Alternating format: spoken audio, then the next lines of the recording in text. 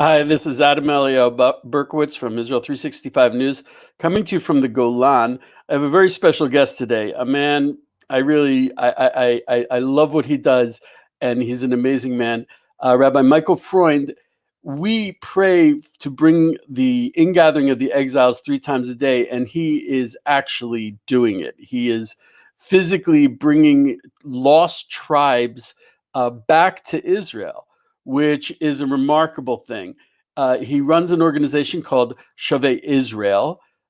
He's and I just want to point out he's this is the prophecy from Deuteronomy 30 verse 4, which says, "Even if your outcasts are at the ends of the world, from there the Lord your God will gather you. From there he will fetch you." And Michael Freund, Rabbi Freund, is actually bringing Jews from the end of the world. Most notably, he's bringing the tribe of Menashe, literally the tribe of Menashe, back to Israel, a group of people who know where they're from.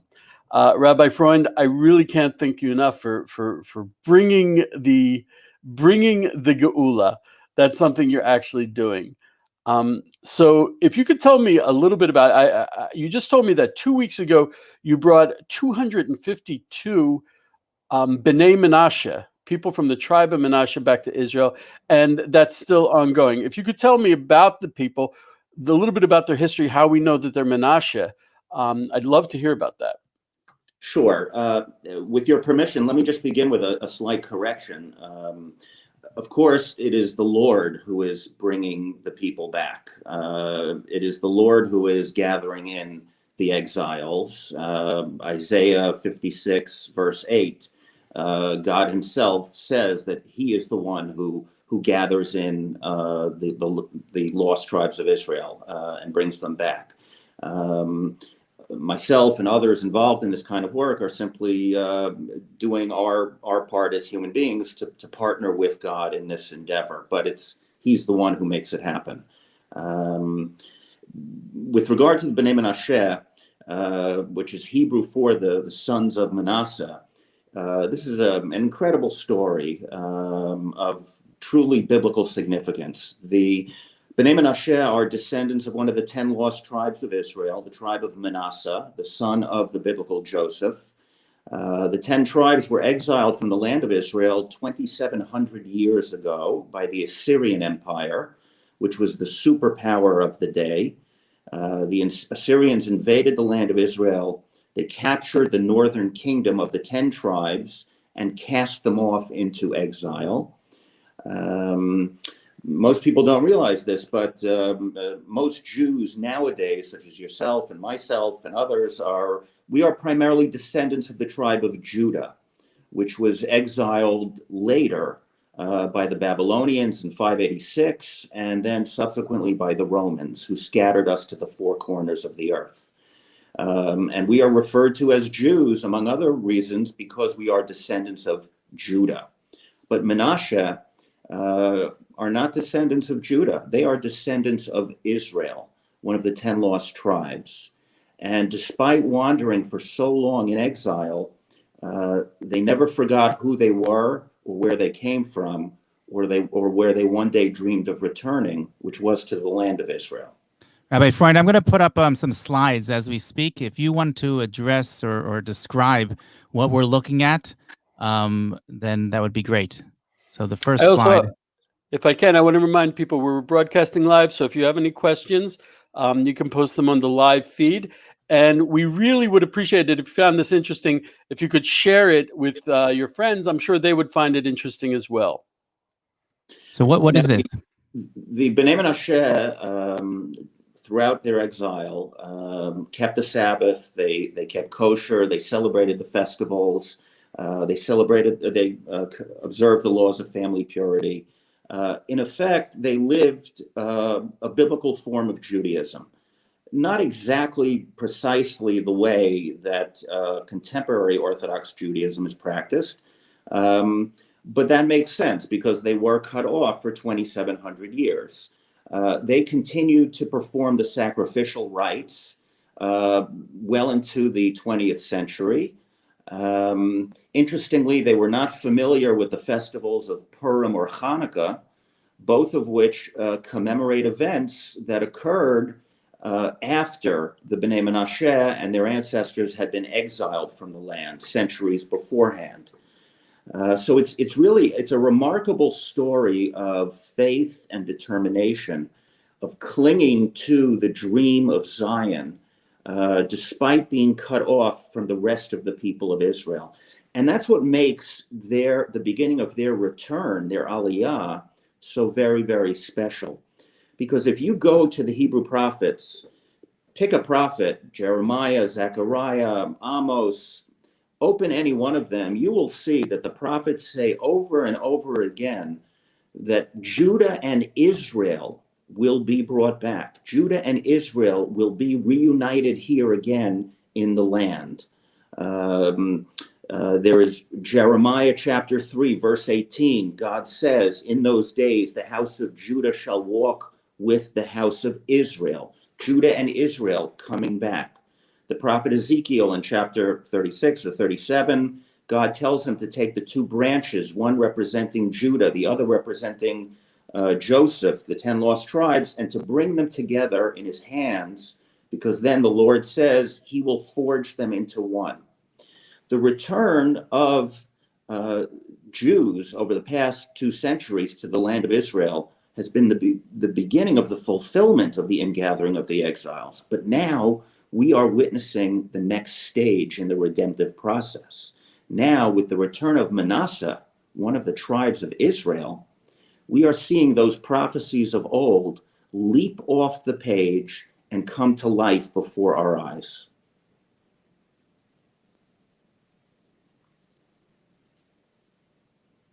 You're muted. There we go. Right. I always thought that I'm so so awed by what you're saying. I always thought that there's one kind of ingathering of the exiles, which is like people who know they're Jewish, who are recognized as Jewish. They get a visa, they get an air passport, they get on the plane, and they come to Israel. But there are other kinds of ingathering that are really beyond nature. They're supernatural. They're miracles. And this is what we're looking here is people who they knew they were Jewish, but they were separated from the Jewish people. And really, you're correct. It needs God to do something like that, to bring back Israel in a miraculous manner. Absolutely. Just 2 weeks ago, as I think you mentioned, we brought 252 Bnei Menashe on Aliyah from northeastern India, where they currently reside. And today, as we speak, there are another 5 Bnei Menashe in transit, making their way here to Israel. They're due to land here in about 2 hours. And all this is happening despite the lockdown, despite the global pandemic. It just goes to show that nothing, not even the coronavirus, can stand in the way of God's divine plan. Nothing can stand in the way of the ingathering of the exiles. How did they end up in that corner of India? So according to their tradition, their ancestors were exiled by the Assyrians in an eastward direction. They wandered for several centuries before they settled in what is now something in the area of China, where they lived for a certain period of time before they were persecuted on religious grounds and then forced to flee southwards and westwards until they settled in what is now northeastern India. It's a very remote part of the world, and they've lived there for several centuries.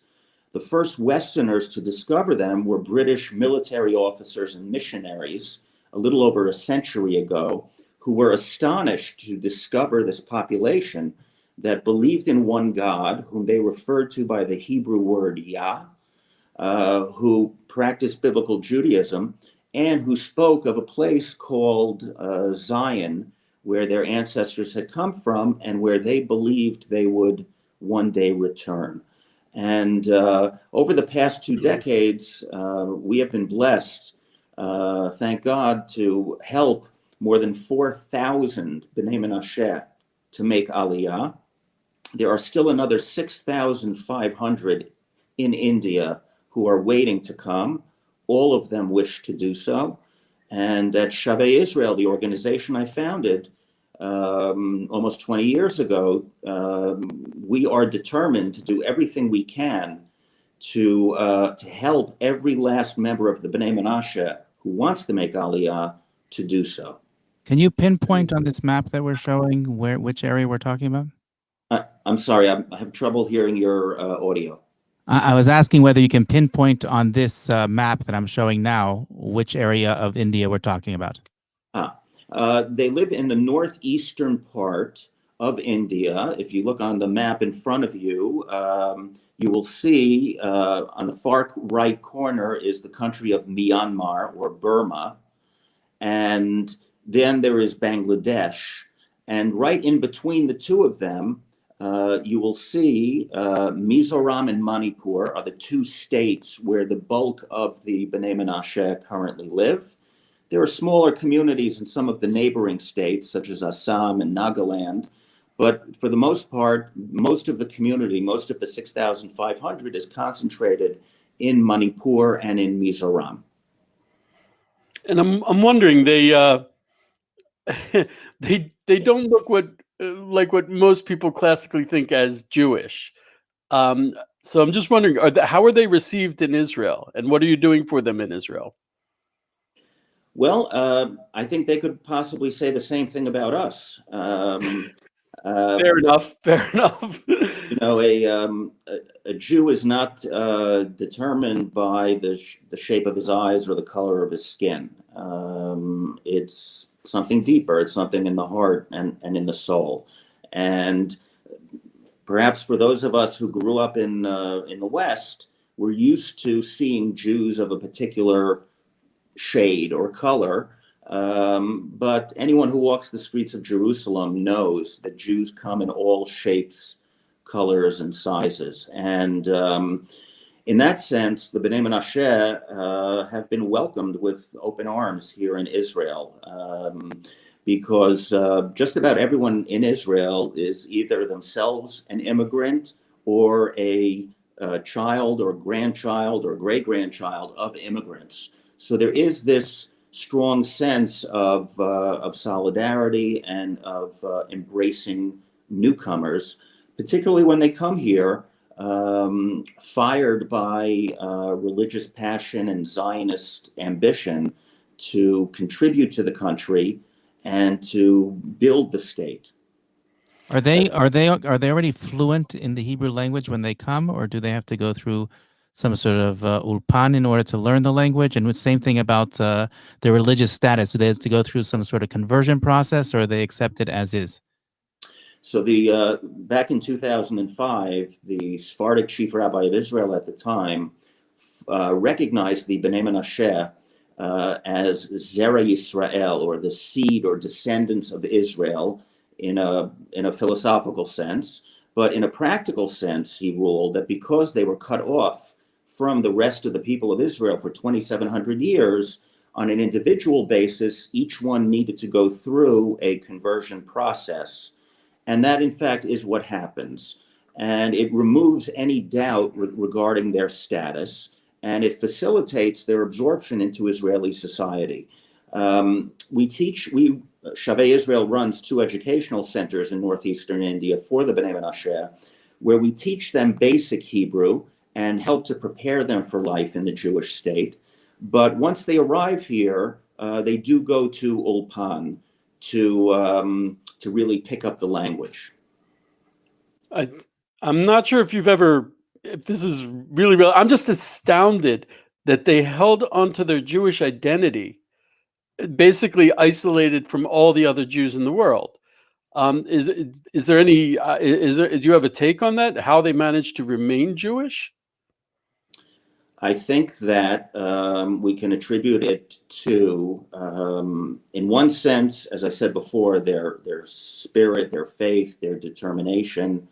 I think in a mystical sense, we can say that there is a Jewish spark. In Yiddish, it's called the Pinta L'Yid, the Jewish spark inside a person. And that spark can never be extinguished. It may lie dormant for centuries or even millennia, But when the time comes and that spark ignites, nothing can stand in its way. And I think that the Bnei Menashe, down through the centuries, were faithful to the Lord, and God is now rewarding their fidelity by bringing them home. Can you give us a scoop as to the other tribes that you're looking for now? Can you tell us what other tribes are being searched for and found now besides the Menashe tribe? Sure. We currently know the whereabouts of 4 out of the 12 tribes of Israel. First, there are the Jews, such as ourselves, who, for the most part, we assume are descendants of the tribe of Judah, though we don't have family trees going back that far to document. Or Levites. Well, that's the second one. The second one would be from the tribe of Levi, which are the Kohanim, the Jewish priests, and the Levites, the descendants of Levites who served in the Holy Temple. Both the Kohanim, the priests, and the Levites are descendants of the tribe of Levi, so that's 2. The Ethiopian Jewish community has a tradition that they are from the tribe of Dan. That makes 3. And now Manasseh has been revealed to us, so that is 4 out of the 12 tribes. There are other communities out there who claim Israelite ancestry. 2 of the more well-known ones are the Pashtuns or the Pathans of Afghanistan and Pakistan, about whom there is a lot of very interesting historical evidence from the medieval period to suggest that some of their sub-tribes are in fact descendants of Israel. Another very well-known example are the Lemba of South Africa and Zimbabwe, where geneticists actually found that the priestly family of the Lemba share the same rare, unique genetic mutation that exists among Jewish priests, among Jewish Kohanim, which has come to be known as the Kohen gene, which buttresses their claim that their ancestors were once part of the people of Israel. So this search is ongoing, and we believe that at the end of days, in the Messianic era, all of the people of Israel, meaning not just the Jews, but all the tribes of Israel, will return here. In Ezekiel chapter 39, verse 28, God says explicitly, "V'chinastim al admatam, v'lo otir od mehem sham." God says, I will not leave a single one behind in exile. Not one will be left behind. And at the end of the book of Ezekiel, the land of Israel is apportioned once again at the end of days to all the tribes. Obviously, to receive their tribal patrimony again, they need to be here to get it back. So it is traditional Jewish belief that all the tribes will come home one day. And I live in the Golan, which is the tribe of Menashe. So right. you might be bringing my new neighbors, which I'd be very happy about. You've also, if I'm not mistaken, you've also brought back Jews who were forcibly assimilated under communist rule, crypto Jews who were forced to hide their Jewish identity during the Iberian Inquisition in the late 1400s. And also you, if I'm not mistaken, you also discovered some Jews in Poland who didn't even know they were Jewish. Is that correct? Right. We work with a variety of communities around the world. And in addition to the lost tribes, we work with lost or hidden Jewish communities. We know that the Jewish people endured the worst forms of persecution, more so than any other nation in mankind's history. Expulsion, exile, massacre, forced conversions, etc. So down through the centuries, countless people were ripped away from us. They were kidnapped from us, taken from us against their will. And yet in many cases, they managed to pass down from one generation to the next, even covertly, that sense of Jewish ancestry or Jewish connection. And incredibly enough, we are seeing throughout the world nowadays a growing number of people who are stepping forward and looking to reconnect with their Jewish roots. And that ranges from young Poles whose grandparents or great-grandparents were Polish Jews who survived the Holocaust and then chose to hide their identity because of what they endured under Nazism and then communism. Then there are the Bnei Anusim, or the crypto Jews, the descendants of Spanish and Portuguese Jewry, who were forcibly converted in the 14th and 15th centuries, but who nonetheless continued to practice Judaism in secret down through the generations, despite being hunted down by the Inquisition. And there are many other similar communities. Each one is unique in its own right, but what unites them is that there's something happening out there in the world. More and more of these people are looking to come back home. Does the state of Israel recognize them under the law of return as Jews to return to Israel? So or do they have to go through the conversion first? The law of return goes back 2 generations. Anyone with a Jewish grandparent, even if the person is not Jewish, if they have a Jewish grandparent, they have the right to make aliyah.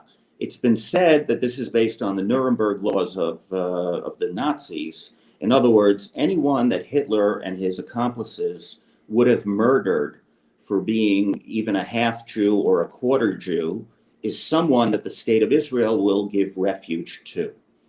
Most of the communities we work with, their Jewish connection goes back beyond 2 generations, and it's often difficult for them to prove. So in many cases, they do have to go through some kind of a formal return or conversion ceremony in order to obtain the right to immigrate to Israel.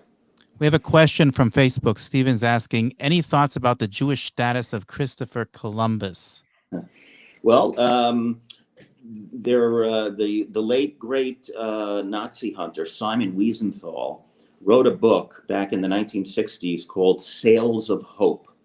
And the book was an explanation of the theory that Christopher Columbus himself was one of these hidden Jews. And that in effect, because he left Spain on his voyages around the time of the expulsion of the Jews from Spain in 1492. So one of the theories is that he was seeking out a new world, a new place for the hidden Jews to go to escape the Inquisition and perhaps even return to the Jewish people. Now, most mainstream historians do not accept the claims or the assertions about Columbus being a Jew. In fact, they don't even necessarily agree as to whether Columbus was Spanish or Italian or some combination of the two. But there is a lot of interesting evidence to suggest that perhaps he was in fact a Jew. If I can add, I've been writing about this stuff for a while, and every time I write an article about crypto Jews or about Shavei Israel and the work you do, I always get these amazing responses. People like, "Oh, I'm not Jewish, but I've always had an attraction for Israel. My grandmother was Jewish," or we have this tradition in my family. There's this connection to Israel that it doesn't die, and personal identity is a very complex thing. And it amazes me how there seems to be an awakening today when I see non-Jews who love Israel for no clear reason. It's totally inexplicable, and they love Israel. I've discovered some amazing connections. Dear friends, they love Israel. And then he tells me, there's a friend. He said, "Yeah, when I was 12 years old, my abuela, my grandmother, took me to the barn and said, remember that we celebrate the Sabbath. We observe the Sabbath on the wrong day." Another man who Native American Indian, and then he shows me a picture of a book from his grandfather's library. That's a Jewish holy book. There's endless stories, and I'm sure you have so many more stories than me of how this spark this love of Zion is really it lasts. So it's you can't extinguish it, and I've seen it time after time. It's really amazing. Marita from YouTube is asking, can you talk about the two-stick prophecy and the tribe of Ephraim? Myself and many others are waking up to this scripture, observing Torah, and desiring to return home. Yes, so as I mentioned previously, the prophet Ezekiel talks about in chapter 36 or 37, God tells him to take the two sticks, the two branches, one representing Judah, the Jewish people, the other representing Joseph or Ephraim, which is symbolic of the 10 lost tribes, and to bring them together in his hands. And then God says he will forge them into one nation, one people. And the traditional Jewish interpretation of that prophecy is that at the end of days, as I said earlier, Judah, as well as all the 10 lost tribes, will come back. They will return, and we will all be reunited as one in Zion. I also find it amazing. We were talking the miraculous return. We have tools at our disposal that really seem like a miracle. The whole genetic testing, the home genetic testing, people are finding out about their own background in ways that were just never possible before. I want to emphasize that we're talking about identity and not Jewish, the status of being a Jew. That's something that you very nicely taught me once. But personal identity, gosh, don't you want to know more about yourself? Don't you want to know your family history if you were connected to Israel at one point? Oh, there you go. I'm sorry, what did she just say? That she traced her grandfather's DNA to the Upper Fertile Crescent. Right. These are things, that you just wouldn't expect. People, I mean, here we have people living in China, living in India, who pass through China. They look Asian, and they are part of Israel. I know a lot of people, like I said, a Native American Indian. His grandfather was Jewish. This ability to investigate our own personal identity is huge, and it's unprecedented. And I'm very excited about it. And let's not forget the fact that when the Bible speaks about the idea of returning on the wings of eagles, that clearly that could refer to El Al and the airplanes that we have today. It's pretty clear that was what the prophets were seeing. They didn't have the vocabulary to say airplane, so they used the description that they could use, which was on the wings of eagles. Which, the gematria of 747. I think there's another biblical aspect to all of this, which is the excitement, the enthusiasm that the return to Zion generates among many Christians. We've come to sort of take it for granted, but 50 or 100 years ago, if someone had said that Christians would be praying for Aliyah, would be supporting Aliyah, they would have been taken away to a rubber room. But it's becoming so routine. And this too, I think, I always try to mention Isaiah 49, verse 22, where God says that the nations of the world are going to carry our sons and daughters back to the land at the end of days. It's a very powerful visual image that the prophet uses. The verse could have just said, the nations of the world are going to help the Jews go home. It doesn't say that. They're going to carry us. When you carry something, you are actively involved. You are hands-on. When you carry something, you elevate it and you take it to its proper destination. And so I think that is a biblical mandate for the nations of the world, for non-Jews everywhere, to become involved actively in facilitating the return to Zion. You can carry us with your prayers, your encouragement. You can carry us with your financial support, however you choose to do so. But in doing so, you are partnering with God and the Jewish people in the fulfillment of the divine plan. And those looking for more information about your organization, we're just putting up now the URL that you can go to, shavei.org, SHAVEI.org. And there you can find all the information about the Rabbi Freund's organization and what it does. And I'm sure there's a place that people can contribute there as well. Yes. And also just reading the stories of the people that have come back to Israel after generations, it's astounding. And as we said at the beginning, and as Rabbi Freund just pointed out, this is really an active manifestation of prophecy that we can take part in today. We can actually do it. We can become a part of the physical manifestation of these prophecies, and prophecies that are all over the Bible. I'm astounded. I think we're gonna call it here. It's we could go on and on. I wish we could sit around and just hear the stories about the individuals, because that always fascinates me. This was Rabbi Michael Freund from Shavei Israel. He's bringing the tribe of Menashe and several other tribes back to Israel on a daily basis. That's what he does every day. It's amazing. I'd like to thank you, Rabbi Freund, for being here, and also for what you're doing. I'm really, if I didn't have to talk, I'd be crying. I think it's awesome. Thank you so much. You all be blessed. Come back and visit us. Visit us here in Israel. Thanks. Thank you.